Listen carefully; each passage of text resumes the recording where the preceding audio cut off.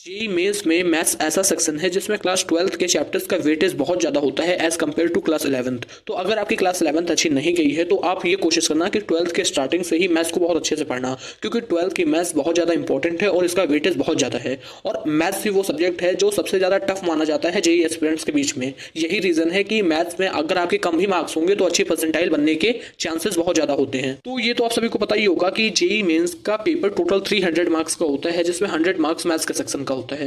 Believe me यार, अगर maths के सेक्शन में आपने 100 में 50 मार्क्स भी स्कोर कर लिया तो मैथ्स के पर्टिकुलर सब्जेक्ट में आपके 99 परसेंटाइल बनने के चांसेस होते हैं। मैथ्स सिर्फ आपके लिए टफ नहीं है, ये सब्जेक्ट एक्चुअली टफ है और सभी जेईई एस्पिरेंट के लिए ये टफ है। यही रीजन है कि कम भी मार्क्स पे इसमें अच्छी परसेंटाइल बन जाती है। तो मन में बिल्कुल भी ये बैठा के मत रखना कि आपको मैथ्स नहीं आती, आप जैसी ही सिचुएशन ऑलमोस्ट सबकी है। तो यार इस वीडियो में मैं मैथ्स के कुछ ऐसे चैप्टर की आपसे बात करने वाला हूँ जिसका वेटेज जेईई मेंस के पेपर में बहुत ज्यादा है। बिलीव मी यार, जो भी चैप्टर मैं अभी बताने वाला हूँ अगर आपने उन्हीं को अच्छे से कर लिया तो मैथ्स जैसा सब्जेक्ट आपका अच्छा खासा तैयार हो जाएगा।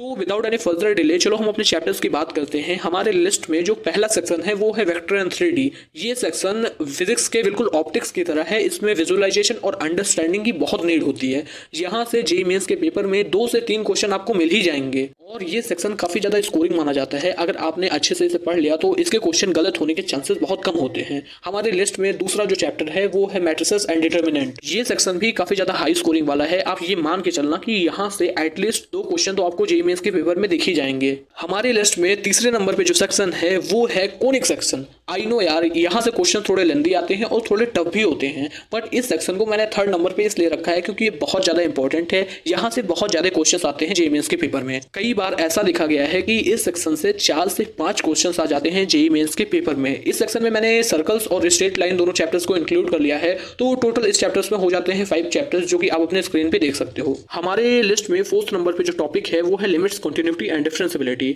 यहाँ से जेईई मेंस के पेपर में 1 से 2 क्वेश्चन आपको मिल ही जाएगा हर बार, और अगर आपने इससे थोड़ा बहुत भी पढ़ रखा है तो वो क्वेश्चन आप सॉल्व कर ले जाएंगे। इसीलिए मैंने इस चैप्टर को 4th नंबर पे रखा है। 5th नंबर पे मैंने 2 चैप्टर्स को रखा है और दोनों क्लास 11th के हैं। पहला है बायनोमियल थ्योरम और दूसरा है सीक्वेंस एंड सीरीज। इन दोनों चैप्टर से एक एक क्वेश्चन आने की प्रोबेबिलिटी होती है जेईई मेंस के पेपर में और ये थोड़े बहुत स्कोरिंग भी है, इसीलिए मैंने इसे 5th पोजीशन पे रखा है। 6th नंबर पे मैंने रखा है डिफरेंशियल इक्वेशन और एप्लीकेशन ऑफ डेरिवेटिव को। यहाँ से यार जेईई मेंस में अक्सर क्वेश्चंस आ जाते हैं और अगर आपने इन्हें पढ़ा होगा तो अच्छे से आप कर भी लेंगे। और लास्ट में आ जाते हैं कुछ छोटे छोटे चैप्टर्स जिनके बारे में अक्सर बच्चों को पता होता है, जैसे मैथमेटिकल रीजनिंग हो गया, स्टैटिस्टिक हो गया, हाइट एंड डिस्टेंस हो गया, सेट एंड रिलेशन हो गया और लॉगरिथमिक के कुछ क्वेश्चंस हो गए। आई होप इन सभी के बारे में आपको पता होगा, इसलिए मैं इनकी डिस्कशन ज्यादा नहीं कर रहा हूँ। यहाँ से एक एक क्वेश्चन अक्सर आ जाते हैं जेईई मेंस के पेपर में। जितने भी 7 टॉपिक्स जो अभी मैंने डिस्कस किया, अगर आप सिर्फ इन्हीं को अच्छे से कवर कर लेते हो तो मैथ्स के सेक्शन में टोटल 25 क्वेश्चन आपको करने होते हैं। आप 16 to 17 क्वेश्चन इजिली अटेम्प्ट कर सकते हो। अगर 16 से 17 क्वेश्चन आपके करेक्ट हो जाते हैं मैथ्स के सेक्शन से तो मैथ्स के पर्टिकुलर सब्जेक्ट में आपकी 99 परसेंटाइल तक आ सकती है। इन टॉपिक्स को देखने के बाद हो सकता है आपको ऐसा लगे कि कुछ चैप्टर्स ऐसे हैं जो मैंने इनमें इंक्लूड नहीं किया है, तो मैं आपको बता दूं, यस बिल्कुल ऐसे कुछ चैप्टर्स हैं जो कि बहुत इंपॉर्टेंट हैं, लेकिन मैंने इसमें उसे इंक्लूड नहीं किया है।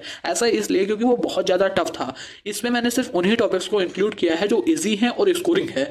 मैंने उन टॉपिक्स को बिल्कुल भी ऐड नहीं किया है जो बहुत ज्यादा डिफिकल्ट थे। अगर आपको लगता है कि कुछ चैप्टर अभी ऐसे हैं जो मुझे इसमें इंक्लूड करना चाहिए तो आप नीचे कमेंट में उसे मेंशन कर सकते हो। लास्ट में मैं आपसे बस इतना कहूंगा कि मैथ्स में जितने टॉपिक्स मैंने अभी बताए इन्हें अच्छे से अगर आप करके चले जाते हो तो मैथ्स आपका अच्छा खासा निकल जाएगा। मिलते हैं अब अगले वीडियो में किसी और टॉपिक के साथ, तब तक के लिए बाय बाय।